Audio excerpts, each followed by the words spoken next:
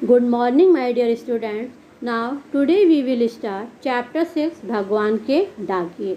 भगवान के डाकिए यह कविता श्री रामधारी सिंह दिनकर जी के द्वारा लिखी गई है।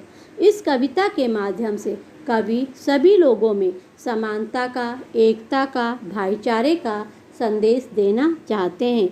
उनका मानना है कि जिस प्रकार पक्षी और बादल भगवान के संदेश को एक देश से दूसरे देश तक आसानी से पहुंचाते हैं और इसके पीछे उनका कोई भी स्वार्थ नहीं होता है, उसी प्रकार हम मनुष्यों को भी प्रत्येक कार्य को निस्वार्थ भाव से करना चाहिए। पक्षी और बादल ये भगवान के डाकिए हैं जो एक महादेश से दूसरे महादेश को जाते हैं।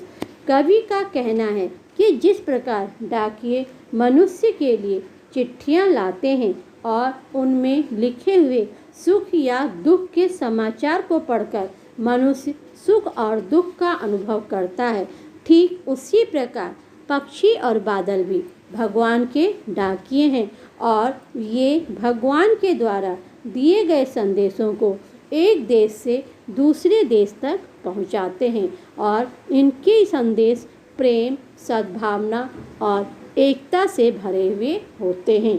हम तो समझ नहीं पाते हैं, मगर उनकी लाई चिट्ठियाँ पेड़, पौधे, पानी और पहाड़ बाँचते हैं।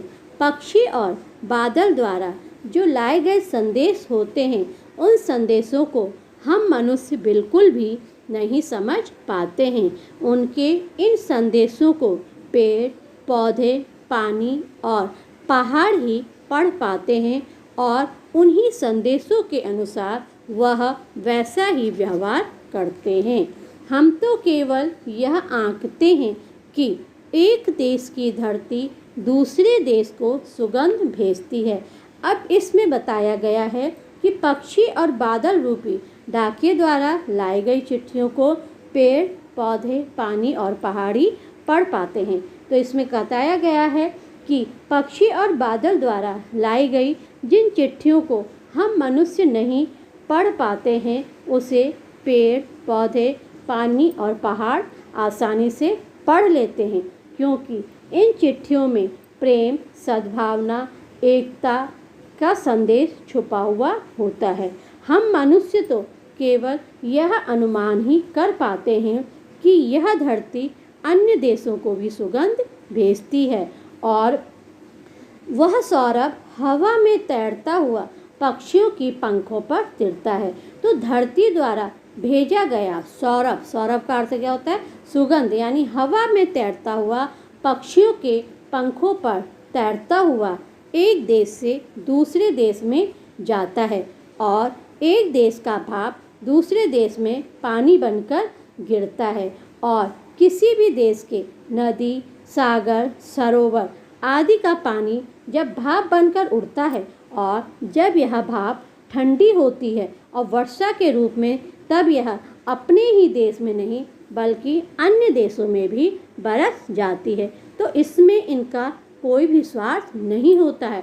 उस समय यह नहीं देखते हैं कि यह सागर हमारा है, यह झील हमारी है, यह सरोवर हमारा है, तो वह कहीं भी बरस जाते हैं। तो कहने का तात्पर्य है कि हमें भी पक्षी और बादल से यह सीख लेनी चाहिए कि हमारे अंदर प्रेम, सद्भावना, एकता के गुणों का विकास हो और हम जो भी कार्य करें वह निस्वार्थ भाव से करें, उसमें हमारा कोई भी स्वार्थ नहीं छिपा हुआ होना चाहिए।